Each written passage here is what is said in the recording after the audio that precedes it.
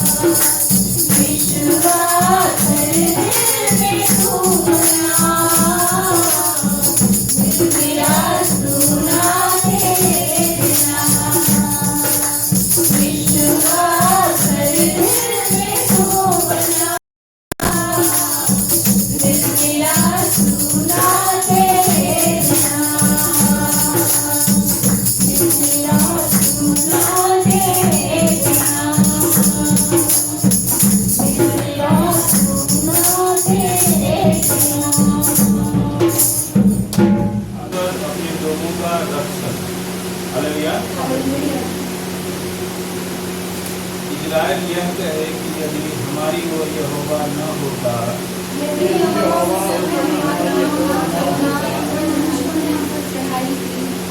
तो वे हमको उसी समय जीवित निकल जाते जब उनका क्रोध हम पर भरता था।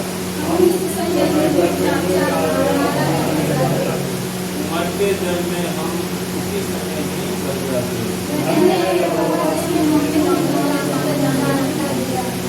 हमारा एक पक्षी के समान बीमार के जाल से हम बचने भरा हो, परंतु उसमें फंसे रहते हैं। बुद्धि से चलने वाला दास अपने स्वामी के उस पुत्र पर जो लज्जा का कारण होता है उसका करेगा और उस पुत्र के भाइयों के बीच भागी होगा। हालेलुया। चांदी के लिए सुखाली और सोने के लिए भट्टी होती है, परंतु मनों को यहोवा जांचता है। हालेलुया। जो निर्धन को ठट्ठों में उड़ाता है वह उसके सत्ता की निंदा करता है। वो कर्मी अनर्थ बात को ध्यान देकर सुनता है और झूठा मनुष्य दुष्टता की बात की ओर कान लगाता है। जो निर्धन को ठट्ठों में उड़ाता है वह उनकी सत्ता की निंदा करता है और जो किसी की विपत्ति का हंसता है वह निर्दोष नहीं ठहरेगा। हालेलुया। बूढ़ों को शोभा उनके नाती होते हैं, बूढ़े की शोभा उनकी नाती होते हैं और बाल बच्चों की शोभा उनके माता पिता हैं। हालेलुया। मूर्ख के मुझसे उत्तम बात कभी नहीं और इससे अधिक प्रधान के मुझसे झूठी बात नहीं कभी। हालेलुया। देने वाले के हाथ में घूस मोह लेने वाले मनी का काम देता है, ऐसा कुछ इधर गिरता उधर ही उसका सफल होता है। जो दूसरे के अपराध को ढांप देता वह प्रेम का पुरुष ठहरता है, परंतु जो बात की चर्चा बार बार करता है वह परम मित्रों में भी छूट करा देता है। हालेलुया। ये कुर्की समझने वाले के मन में इतनी बढ़ जाती है उतना 100 बार मार खाना मुझसे नहीं रहता। हालेलुया। बुरा मनुष्य दबे ही का यत्न करता है, इसलिए उसके पास क्रूर रूप भेजा जाएगा। बच्चा छीनी हुई बिजली से मिलना तो भला है, परंतु मूर्खता में डूबे हुए मुख से मिलना भला नहीं। हालेलुया। जो कोई भलाई के बदले में बुराई करे उसके घर से बुराई दूर न होगी। हालेलुया। झगड़े का आरंभ बांध के छेद के समान है, झगड़ा करने से पहले उसको छोड़ देना उचित है। हालेलुया। जो दोषी को निर्दोष और निर्दोष को दोषी ठहराता है उन दोनों से यहोवा घृणा करता है। हालेलुया। बुद्धि मोल लेने के लिए मूर्ख अपने हाथ में काम क्यों लिए है, वह उसे चाहता ही नहीं। मित्र सब समयों में प्रेम रखता है और विपत्ति के दिन घायल हो जाता है। हालेलुया। फिर बुद्धि मनुष्य हाथ पर हाथ मारता है और अपने पड़ोसी के सामने उत्तरदायी होता है। हालेलुया। जो झगड़े रखने से प्रीति रखता वह अपराध करने से प्रीति रखता है और जो अपने ठाकुर को बड़ा करता वह अपने विनाश के लिए यत्न करता है। हालेलुया। जो मन का टेढ़ा है उसका कल्याण नहीं होता और उलट देर की बात करने वाला विपत्ति में पड़ता है। जो मूर्ख को जन्म देता है वह उसे बुद्धि पाता है और मूर्ख पिता को आनंद नहीं होता। हालेलुया। मन का आनंद अच्छी और सही है, परंतु मन की बुद्धि से हटना सीख जाती है। हालेलुया। दुष्ट जन न्याय बिगाड़ने के लिए अपने दिमाग को निकालता है, बुद्धि समझने वाले को शांति ही रहती है, परंतु मूर्ख की आंखें पृथ्वी के दूर दूर देखने में लगी रहती है। हालेलुया। मूर्ख पुत्र से पिता उदास होता है और जननी को शोक होता है। हालेलुया। फिर धर्मी से जुर्माना लेना और प्रधानों से खराई के कारण पिटवाना दोनों काम अच्छे नहीं है। हालेलुया। जो संभलकर बोलता है वह ज्ञानी ठहरता है और जिसकी आत्मा शांत रहती है वही समझदार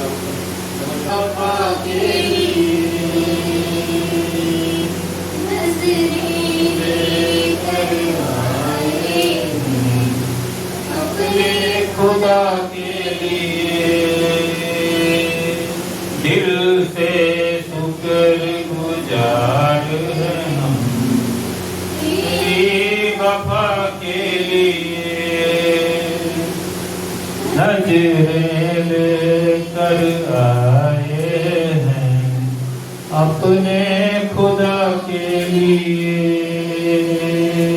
यीशु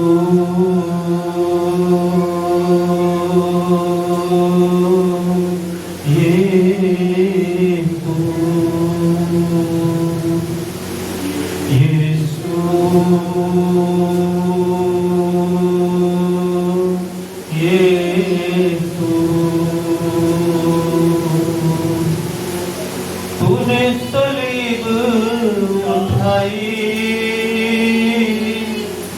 मेरी शिफा के लिए, कीमती जान लुटाई मेरी बका के लिए। तूने सलीब उठाई मेरी शिफा के लिए, कीमती जान लुटाई मेरी बका के लिए। दिल से शुक्रगुजार हैं हम तेरी वफा के लिए। नजरें लेकर आए हैं अपने खुदा के लिए। करे हम शुक्रगुजारी, करे हम शुक्रगुजारी, करे हम शुक्रगुजारी, करे हम शुक्रगुजारी। यीशु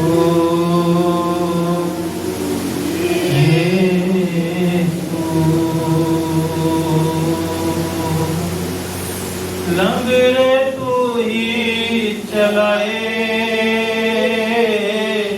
प्यार से बोले, लंगरे तू ही चलाए प्यार से बोले। मुर्दों को भी जिलाए आंखें बंद खोले, मुर्दों को भी जिलाए आंखें बंद खोले। दिल से शुक्रगुजार हैं हम तेरी वफा के लिए। नजरें लेकर आए हैं अपने खुदा के लिए। करे हम शुक्रगुजारी, करे हम शुक्रगुजारी, ये शुक्रगुजारी, करे हम शुक्रगुजारी। यीशु यीशु यीशु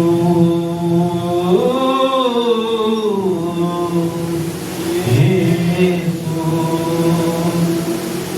ईमान से सिखाओ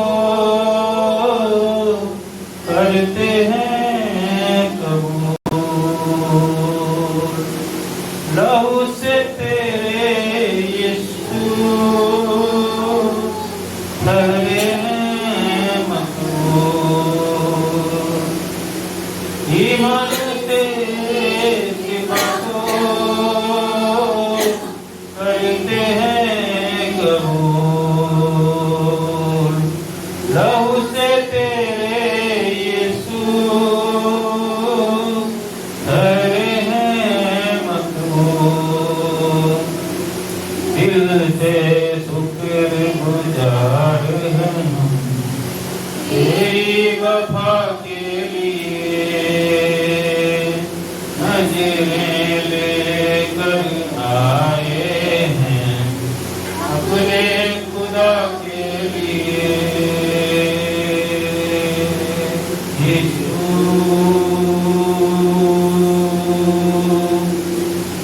यीशु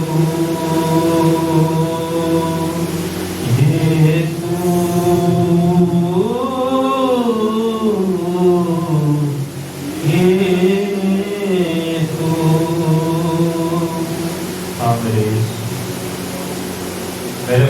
करे महाराजा विराज। प्रभु इस संसार का कौन सा द्वार है जो प्रभु जी तेरे एक बार हाथ उठाने की क्षमता नहीं प्रभु जी। प्रभु ऐसा कौन सा दूसरा और शैतान की ताकत है जो प्रभु जी तेरे आगे खड़ा भी हो सके प्रभु। प्रभु जिसने असंख्यों मुर्दों को जिंदा किया, जिसने पता नहीं कितने अरबों खरबों बंद आंखों को खोला, जिसने लंगड़ों को चलाया, जो शारीरिक रूप से लंगड़े थे, जो आत्मिक रूप से लंगड़े थे, जो आत्मिक रूप से अंधे थे, जो शारीरिक रूप से अंधे थे। प्रभु तेरे लिए कोई दिक्कत नहीं, काम नहीं है प्रभु। खुदावंद आज मैं तुझे आवाज देता हूँ प्रभु जी कि प्रभु तू हम सबके दीनहीन अवस्था पर दृष्टि कर प्रभु जी। तूने वादा किया है प्रभु जी कि जो भी तेरी ओर देखेगा वो कभी भी लज्जित न होगा बल्कि ज्योति पाएगा। तूने हमें ज्योति की संतान ठहराया है प्रभु जी। खुदावंद आज हम सब अपने आप को बलहीन महसूस करते हैं प्रभु जी, हम सब हेल्पलेस महसूस करते हैं अपने आप को। प्रभु तू अपने अनुग्रह का भंडार खोल प्रभु जी, तू अपने आशीषों का द्वार खोल प्रभु जी, कि ताकि प्रभु जी जो लोग भी हमें धिक्कारते हैं प्रभु जी, जो लोग भी हमें लताड़ते हैं प्रभु जी, जो लोग भी हमें श्राप देते हैं प्रभु जी, जो लोग भी हमें बुरा भला कहते हैं प्रभु जी, जो लोग भी हमारे अच्छाई के बावजूद हमारे ऊपर बुराई डालते हैं प्रभु, उन सबको किनारे करके प्रभु जी तू हम सबके जीवनों को तू ऐसा बना प्रभु जी कि वो सब अपनी आंखों से खोल के देख सके। क्योंकि प्रभु जी हमारे लिए तो केवल तू ही उद्धार की चट्टान है, केवल तू ही शरण स्थान है। लोग दुनिया की तरफ देखते हैं कि हमारे पास कितनी सामर्थ है, हम तो 100 लोगों को जमा कर लेंगे, हमको पिटवा देंगे, हमको केस कर देंगे, हमको मुकदमे कर देंगे, पता नहीं क्या क्या कर देंगे। लेकिन प्रभु हमारा तो बल, हमारा साहस, हमारा सब कुछ तू ही है प्रभु जी। हमारा धन, हमारा शांति, हमारा आनंद, सब कुछ तू ही है प्रभु जी। प्रभु हम अपने आप को और यहाँ मौजूद एक एक बच्चे मरे सबको तेरे सामर्थ्य हाथों में सौंपते हैं प्रभु। तू सबको भली भांति जानता भी है और उनके हर एक दर्द पीड़ाओं को भी तू जानता है प्रभु जी। प्रभु आज तू होने दे प्रभु जी, सब पर अपना वो सामर्थ का हाथ बढ़ा प्रभु जी, कि ताकि प्रभु जी जो हमने संसार की तरफ नहीं, हमने तेरी तरफ देखा है प्रभु जी। खुदा जैसे अय्यूब ने प्रभु जी जब उसको चारों तरफ से सबने छोड़ दिया था, उसके मित्र और उसके भाई बंधु उसको पीड़ा के बावजूद भी और पीड़ा देने आते थे, उसको मानसिक रूप से प्रताड़ित करते थे, लेकिन प्रभु उसने तेरी ओर ही नजरें रखी और वो विजय हुआ। ये तेरा पवित्र कलाम हमें बताता है, ये तेरा वचन हमें सिखाता है। दाऊद से गलतियां भी हुई थी और तूने दंड भी दिया, लेकिन प्रभु जी तूने उसके दंड के बदले आशीष भी दी प्रभु जी। दंड तो दिया परंतु प्रभु जी तूने उससे निकास भी किया और आशीष भी दी प्रभु जी। खुदा वही सामर्थ का हाथ प्रभु जी हम सब के ऊपर भी चाहते हैं प्रभु जी। और आज प्रभु जी उसी के लिए आपसे विनती करते हैं, आग्रह करते हैं। Hallelujah, hallelujah, hallelujah.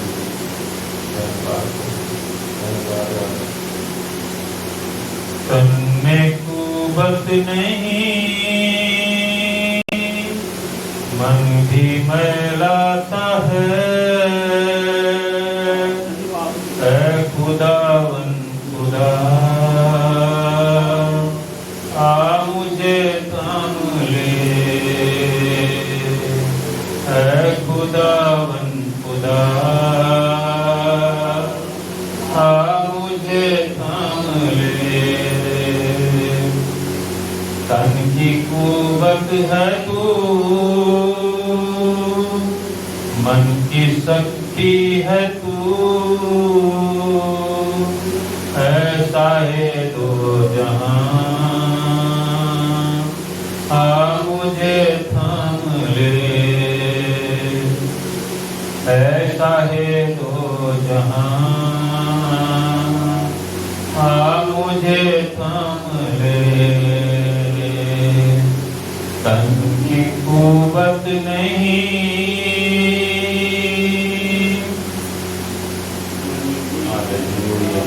भारी भारी कदम उखरे उखरे से दम,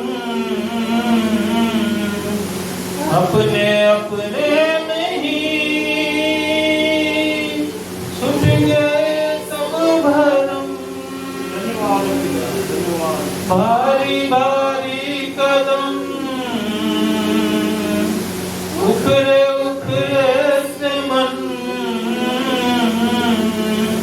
अपने अपने नहीं टूट गए सब भरम, रहम कर पाक कर रोके मस्सा से भर,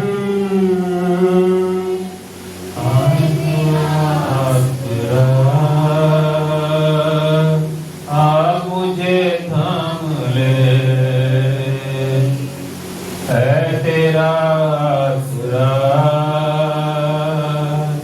आ मुझे थाम ले, तन में कुवत नहीं, नाता है खुदावन खुदा, आ मुझे थाम ले, है खुदावन खुदा, मुझे थाम ले, बलबले क्या हुए आशियां लुट गए, अश्क थमते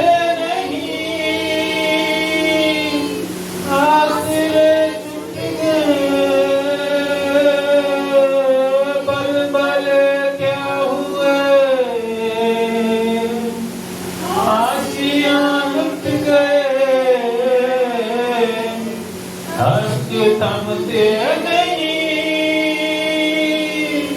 आसरे टूट गए, भूख दिल के उठी, अपना चेहरा दिखा, हर गुनाह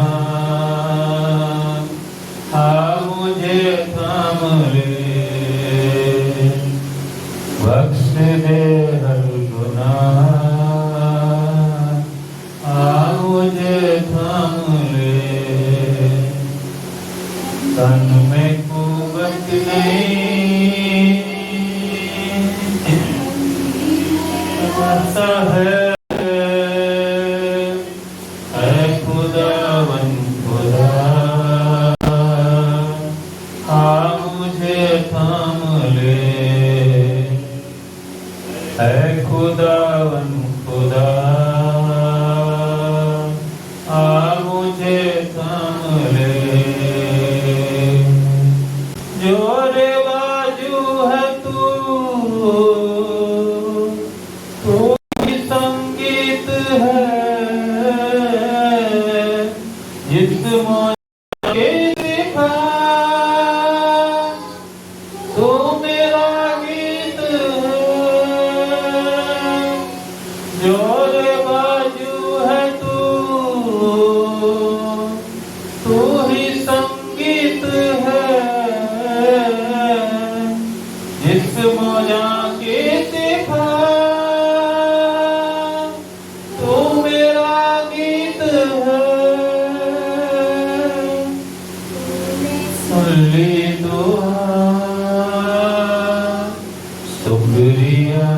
शुक्रिया, हाँ तू ही है खुदा,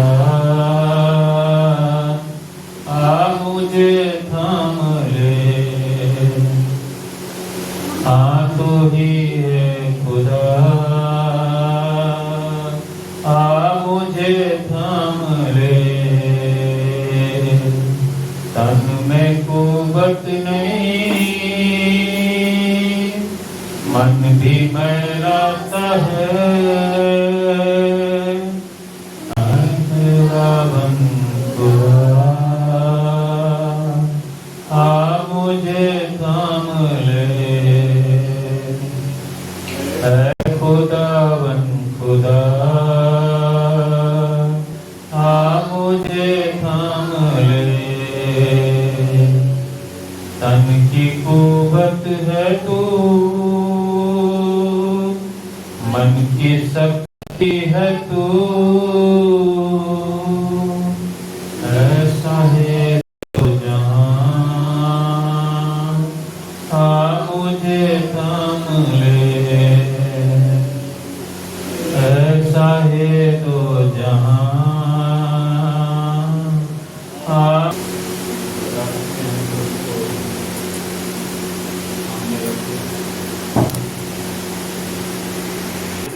पहला कुरिन्थियों 13 अध्याय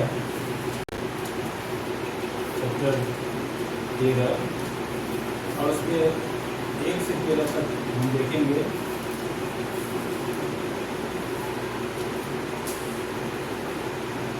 हम इसके वचनों को जल्दी लिखने की पूरा। हालेलुया, यीशु मसीह की जय, यीशु मसीह की जय, यीशु मसीह की जय। और देखिए जो वचन है क्या है, प्रेम के विषय में है। हालेलुया, क्या कह रहा है कि प्रेम सबसे उत्तम मार्ग है। हालेलुया, यदि मैं मनुष्यों और स्वर्गदूतों की बोलियां बोलूं और प्रेम न रखूं तो मैं ठनठनाता हुआ पीतल और झनझनाती हुई झांझ हूं।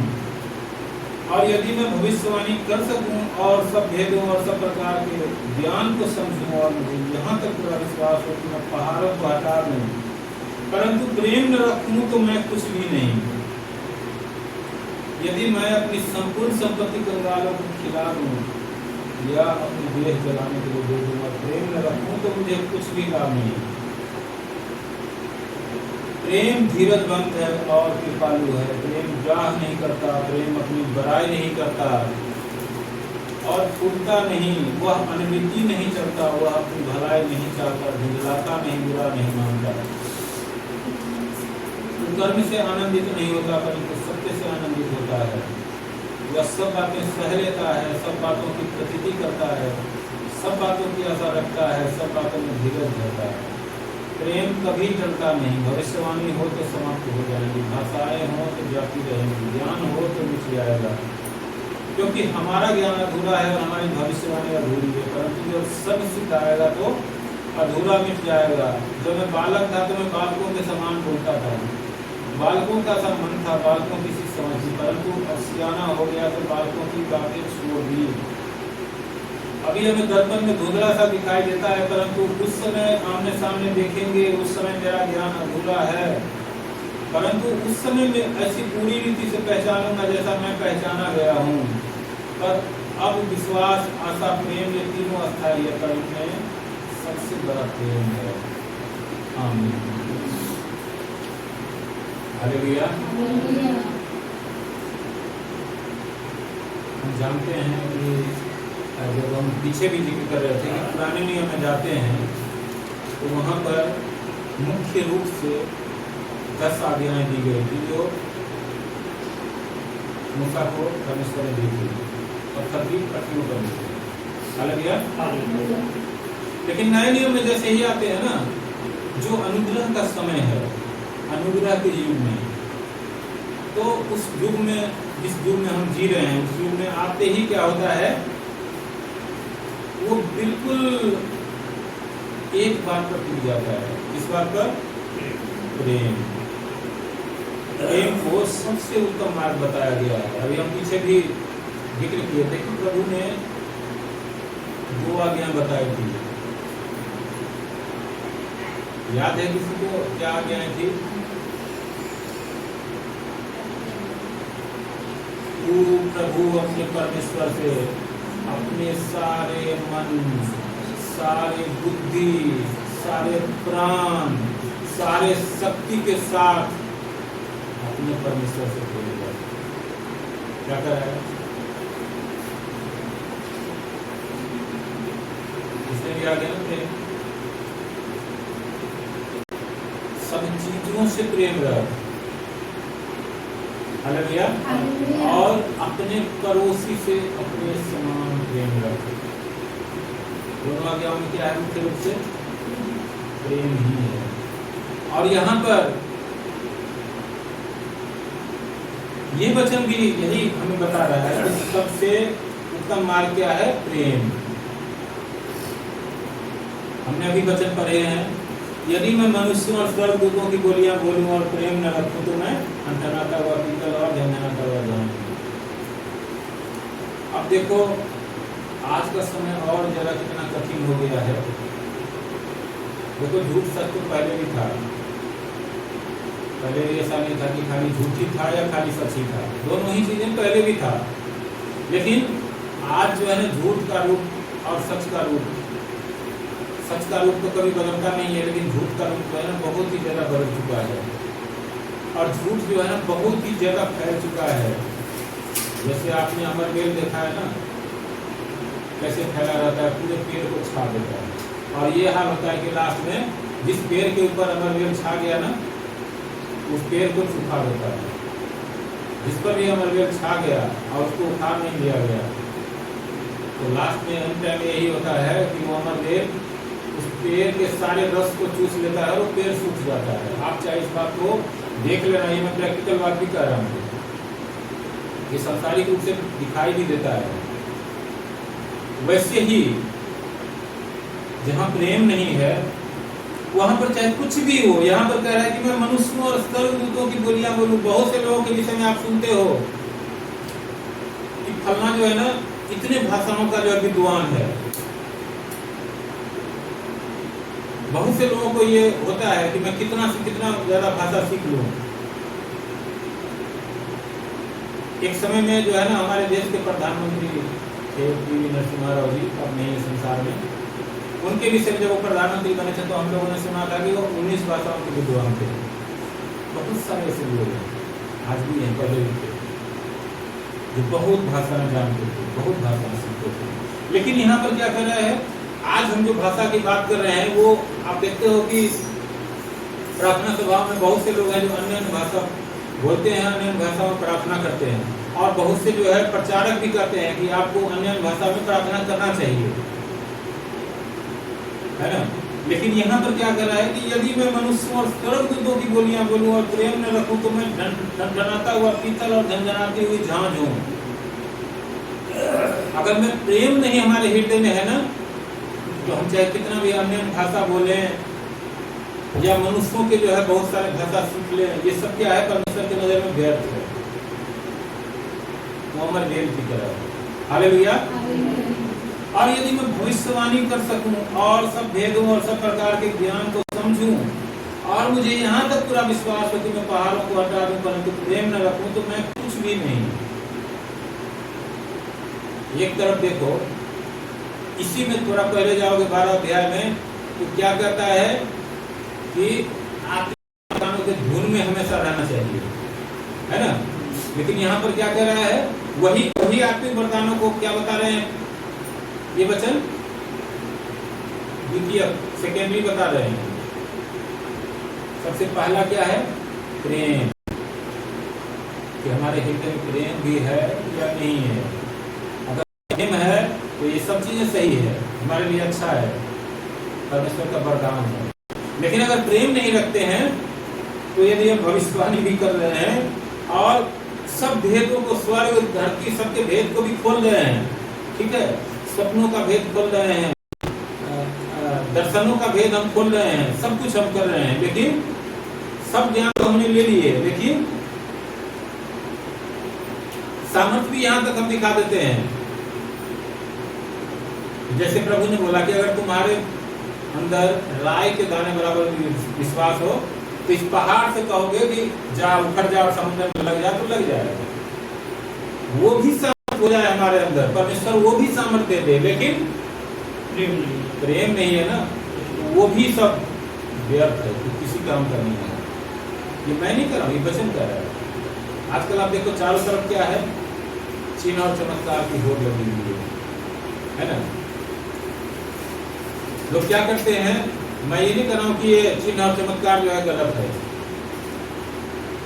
अगर परमेश्वर की ओर से हो रहा है ना तो सब कुछ अच्छा है, लेकिन अगर हम परमेश्वर के प्रेम के तरफ चलेंगे और परमेश्वर के प्रेम को मुख्य मान के चलेंगे तो ये चिन्ह और चमत्कार अपने आप होते जाएंगे, क्योंकि ये परमेश्वर की आत्मा करती है, ये हमारा काम नहीं है। और अगर हम इसी पर फोकस हो जाते हैं कि मैं भविष्यवाणी करने लग जाऊं और परमेश्वर ने दे दिया वो वरदान और ये तमाम वरदान जिसका जिक्र हुआ है वो सब दे भी दे कि मैंने दुष्ट आत्माओं को तो अरे ऐसे ऐसे हटा दिया, ऐसे मेरा तो कुछ लिखना चलना नहीं रहता है। लेकिन यदि आपके हृदय में प्रेम नहीं है, हमारे हृदय में प्रेम नहीं है, तो आप क्या हो, अमर बेल अपने ऊपर जो है ना देख रहे हो, एक छाता के अंदर हुआ, आप रोशनी से दूर हो, क्योंकि आप क्या है, उन चीजों में खुश हो जो आपको परमेश्वर ने दिए हैं, आप परमेश्वर की तरफ नहीं हो। हालेलुया। तो इसीलिए यहाँ पर कह रहा है कि यदि प्रेम न रखूं तो कुछ भी नहीं, और यदि मैं अपनी संपूर्ण संपत्ति कंगालों को खिला दूं या अपनी देह जलाने के लिए दे दूं और प्रेम न रखूं तो मुझे कुछ भी लाभ नहीं। अब देखो, वो तो थी आत्मिक दान वरदानों की बातें कि अगर सारे आत्मिक दान वरदान आपके पास हैं, लेकिन अगर प्रेम नहीं है तो सारे आत्मिक दान वरदानों से आपको कुछ भी लाभ नहीं है, परमेश्वर की नजर में सब बेकार है।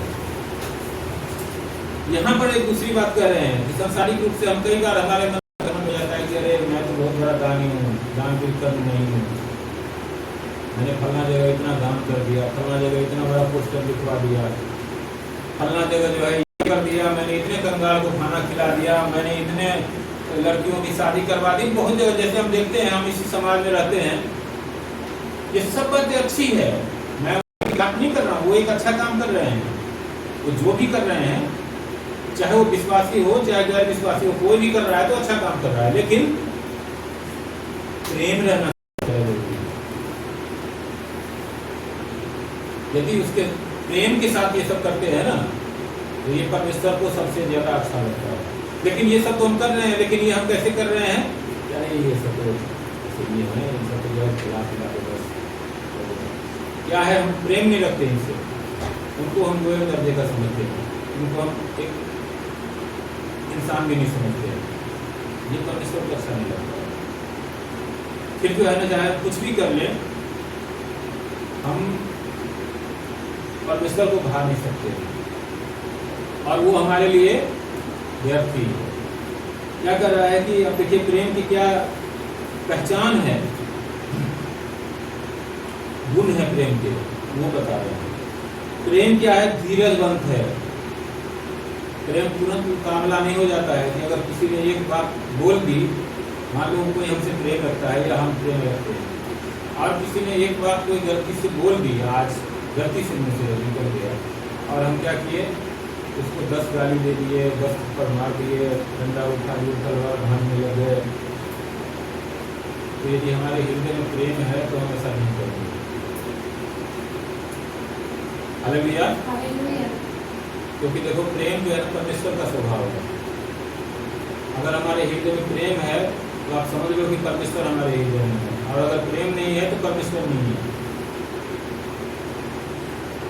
ये बात हमेशा हमें ध्यान में रखना चाहिए। और प्रेम यदि है तो प्रेम क्या है, धीरजवंत है, क्योंकि परमेश्वर का भी एक नेचर है कि वो क्रोध करने में बहुत धीमा है, विलंब से क्रोध करने वाला है, तुरंत क्रोध नहीं करता है। और प्रेम का क्या दूसरा स्वभाव है, प्रेम कृपालु है, यानी कि क्या करता है, किसी को मुसीबत में देखता है तो वो कृपा करने के लिए तैयार रहता है। हालेलुया। प्रेम डाह नहीं करता।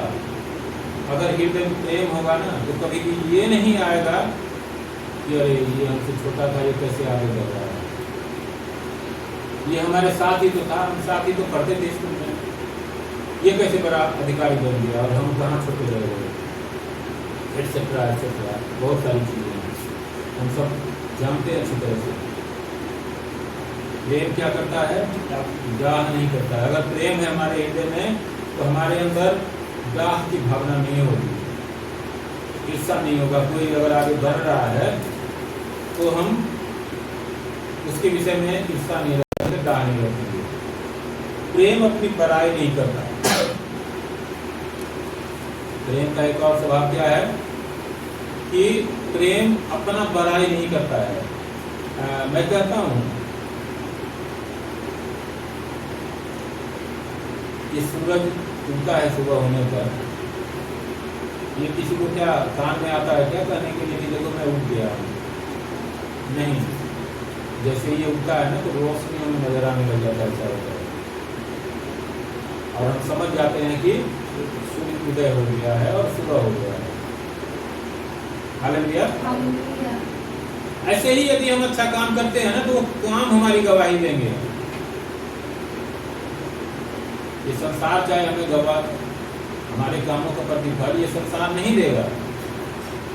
अगर हम अच्छा काम करते हैं तो परमेश्वर हमें अच्छा प्रतिफल देंगे, लेकिन हमें क्या करना है, अपनी बड़ाई खुद ही नहीं करना है कि हमने ये कर दिया, हमने वो कर दिया, हम वहाँ गए तो वहाँ पर तिरंगा फहरा दिए, वहाँ गए तो हमने क्या किया, तो तोप लेके हमने उड़ा दिया पाकिस्तान को।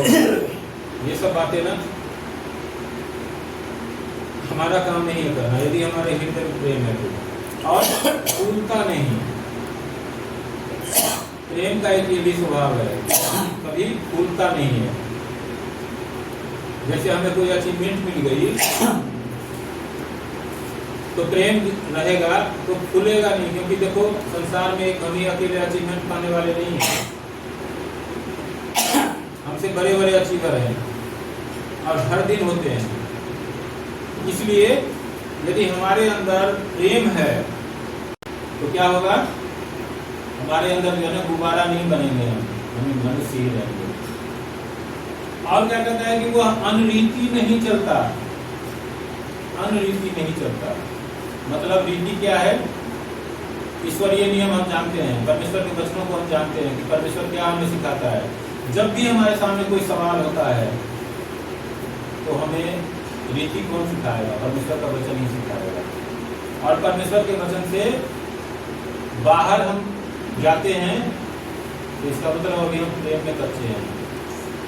हालेलुया। और अपनी भलाई नहीं चाहता। क्या करता है, प्रेम अपनी भलाई नहीं चाहता है।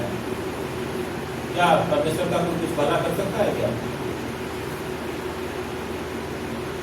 कोई चाहे कितना भी बड़ा प्रतापी हो जाए, कितना भी महान हो जाए, परमेश्वर उसको बहुत महान कर दे, तब भी क्या वो परमेश्वर का कुछ भला कर सकता है क्या?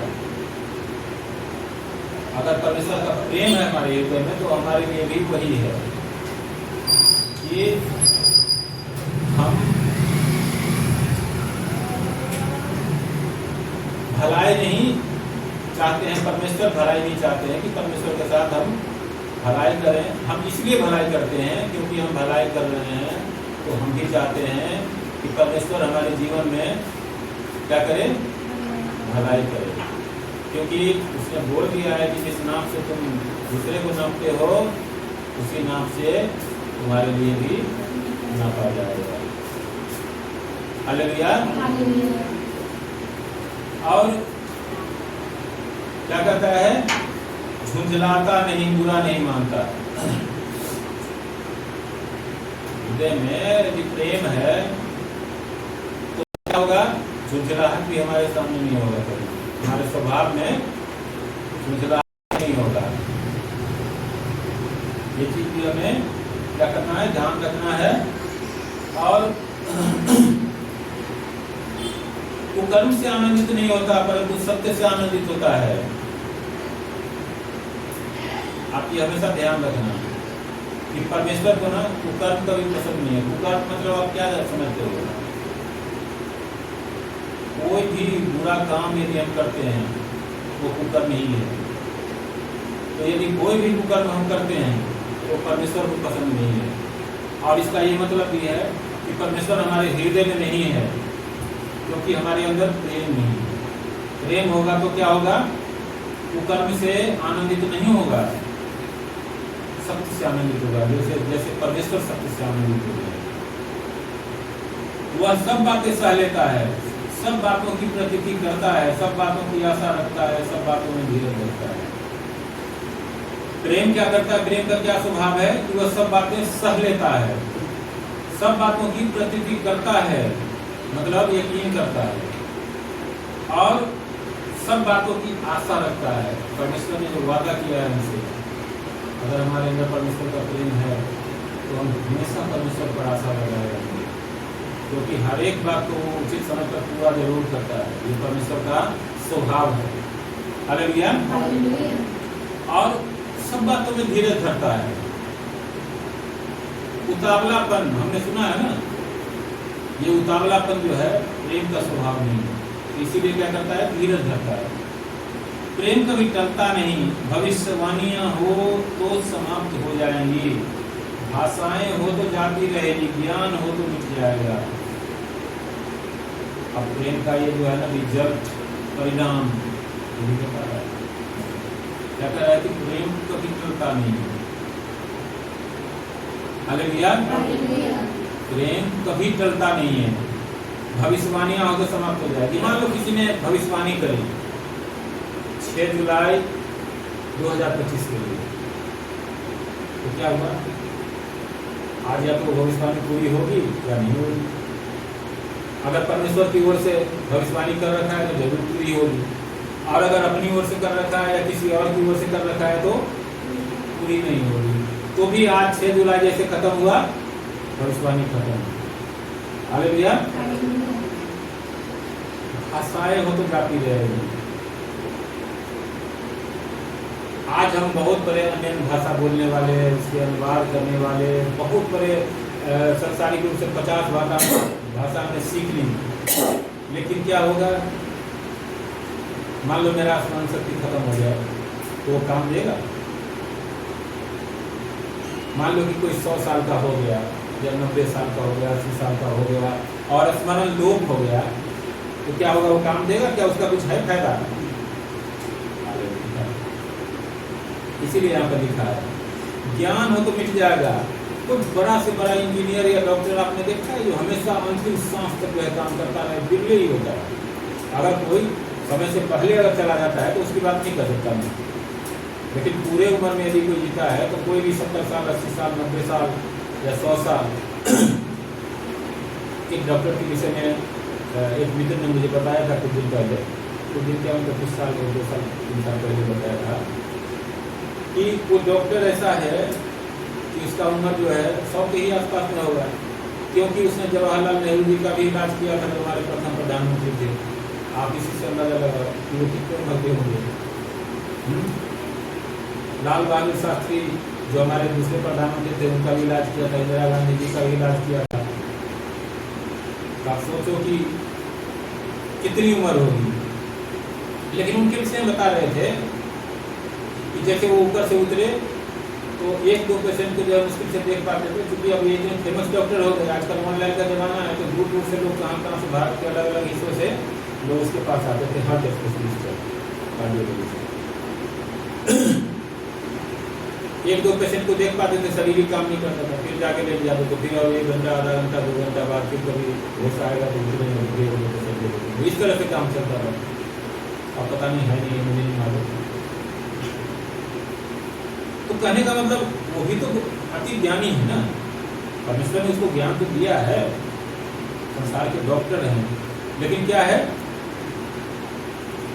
वो उसका भी एक लिमिट है, एक लिमिट तक ही होता है।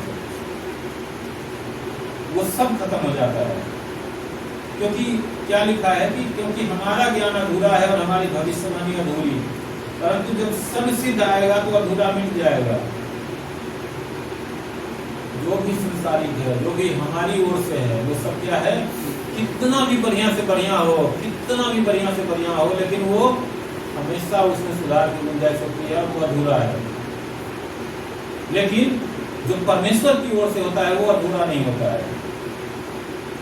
इसीलिए यहाँ पर लिखा है कि परंतु जब सब सिद्ध आएगा, सब सिद्ध कौन है, परमेश्वर मसीह, तो अधूरा मिट जाएगा। वो जैसे ही आएंगे तो आमने सामने हम देखेंगे, तो वहाँ अधूरा पर कुछ नहीं रहेगा, सब कुछ पूरा हो जाएगा। हालेलुया। और एक एग्जाम्पल भी दिया है कि जब मैं बालक था तो मैं बालकों के समान बोलता था, बालकों का सा मन था, बालकों की सी समझ थी, परंतु जब सियाना हो गया तो बालकों की बातें छोड़ दी। क्या कर रहा है, अभी हम थोड़ी देर पहले उदाहरण कर रहे थे, दे रहे थे ना, ये समझ में होता है जब बच्चा जन्म लेता है तो उस समय वो दूध के अलावा और किसी चीज को पचा नहीं सकता, हजम नहीं कर सकता, इसलिए उसको दूध दी जाती है। फिर धीरे धीरे धीरे धीरे क्या करते हैं, हल्के फुल्के बिल्कुल खिचड़ी और दलिया और क्या क्या जो सेरेलैक उन सब पर लाते हैं। फिर धीरे धीरे जैसे क्या होता है, जब वो बड़ा हो जाता है, मान लीजिए कि कोई बच्चा 15 साल या 20 साल का होगा, तो जाएगा उसको वो दूध के बोतल में दूध लेके उसको मुंह पिलाने, अच्छा लगेगा?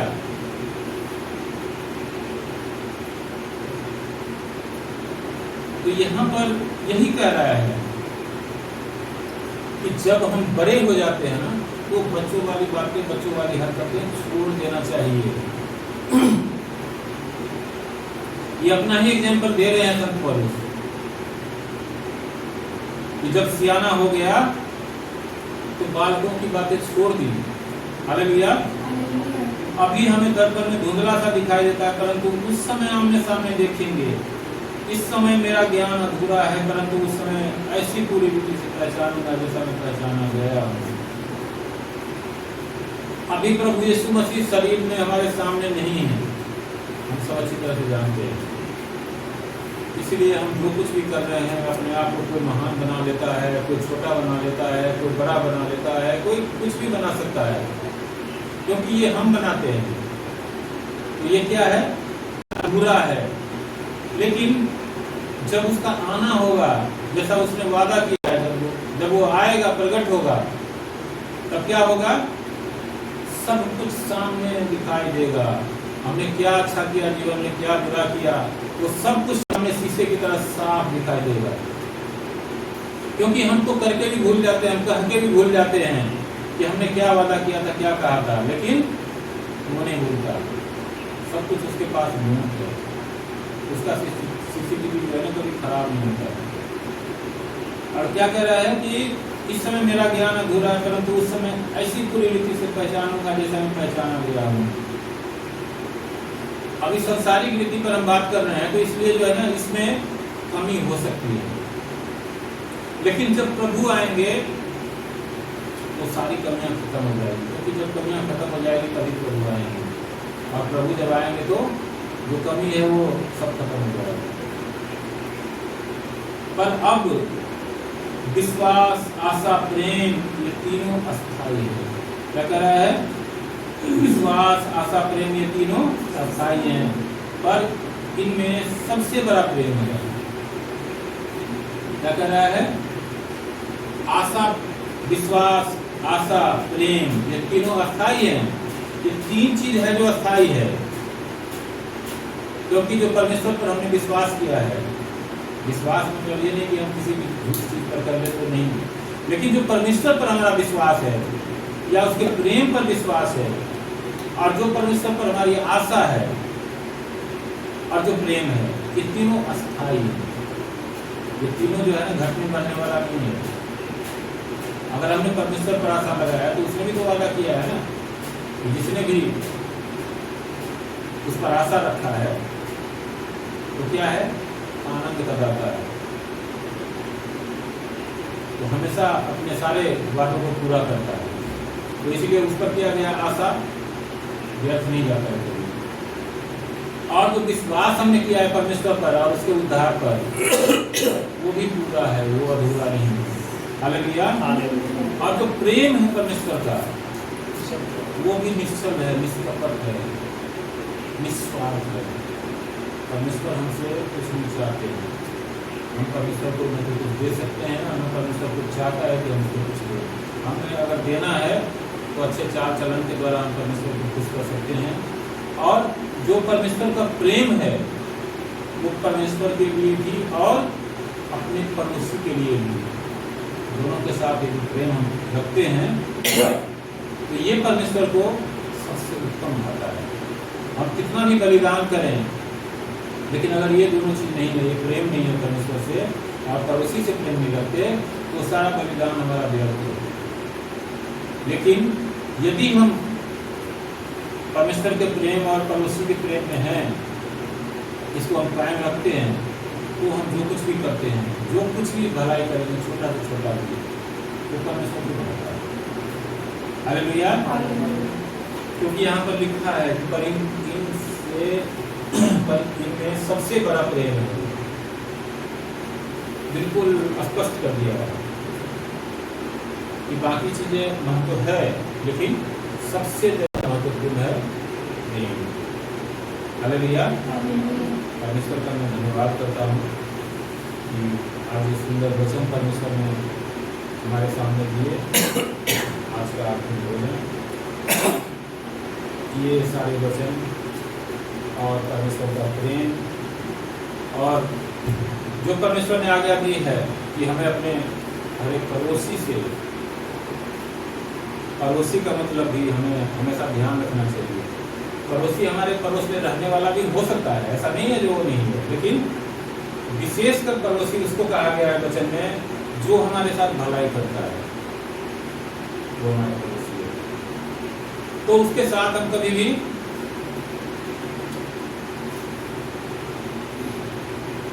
प्रेम में कमी नहीं करना है। हालेलुया। परमेश्वर का धन्यवाद करता हूँ और सारा आदर मेरा सम्मान यीशु मसीह के नाम पर देते हैं। और ये वचन हम सबके जीवन में प्रभाव लाए, काम करे और हम सबको जब वो प्रकट हो तो हमारे सामने हिम्मत हो उसके सामने। मैं यही विनती करता हूँ प्रभु से, यीशु मसीह